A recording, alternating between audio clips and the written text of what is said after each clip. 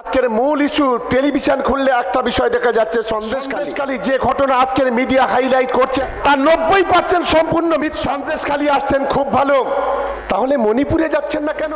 আজকের মণিপুরে নগ্ন মায়েদের মিছিল হচ্ছে, কেন দেশের প্রধানমন্ত্রী সেখানে যাচ্ছেন না, অমিত শাহ যাচ্ছেন না?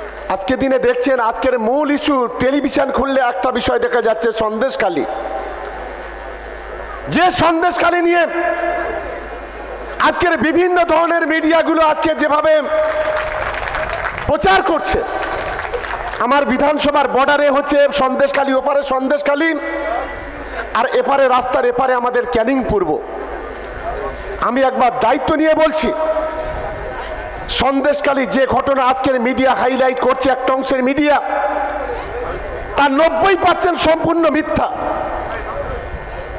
যেভাবে বাইরে থেকে লোক ভাড়া করে নিয়েছে তৃণমূল কংগ্রেসের কর্মীদের সম্পর্কে, নেতাদের সম্পর্কে, তৃণমূল কংগ্রেস সম্পর্কে যে কথাগুলো বলা হচ্ছে তার 90% মিথ্যা। এটা আমরা পরিষ্কারভাবে বলতে চাই।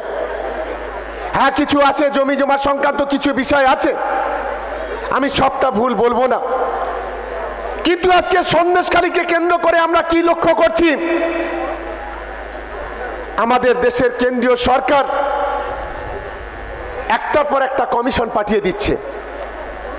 কখনো মহিলা কমিশন আসছে, কখনো শিশু কমিশন আসছে, কখনো জাতীয় এসটি কমিশন আসছে, কখনো জাতীয় এসটি কমিশন আসছে, কখনো জাতীয় মানবাধিকার কমিশন আসছে।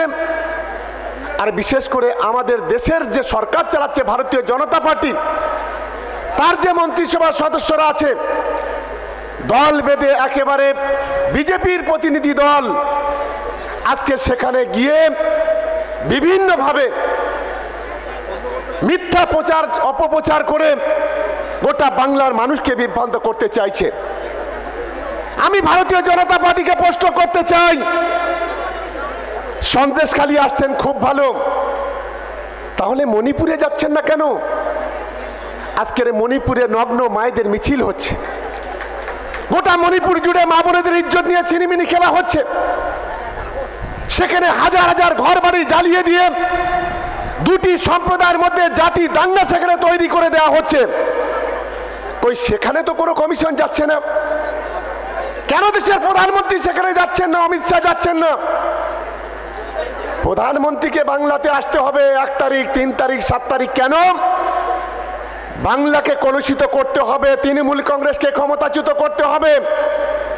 উনি বাংলাতে আসতে পারে, উনি মণিপুর, নাগাল্যান্ড, মিজোরাম, যেখানে প্রতিদিন প্রতিনিয়ত সাম্প্রদায়িক দাঙ্গা, অরাজকতা, বিশৃঙ্খলা হচ্ছে, উনি সেখানে যেতে পারছেন না।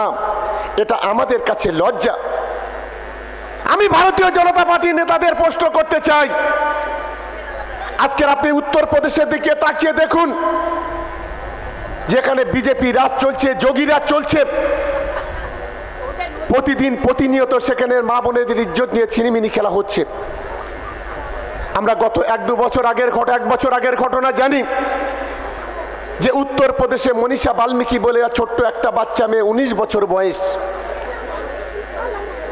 আরএসএস এর ক্যাডাররা প্রথমে তাকে কয়েকজন মিলে ধর্ষণ করলো, তারপরে সে যাতে কথা না বলতে পারে তার জিভ কেটে নেওয়া হয়েছিল, সে যাতে উঠে না দাঁড়াতে পারে তার মেরুদণ্ডটাকে ভেঙে দেওয়া হয়েছিল, সে যাতে হাত পা না নাড়তে পারে তার হাত পা ভেঙে দেওয়া হয়েছিল।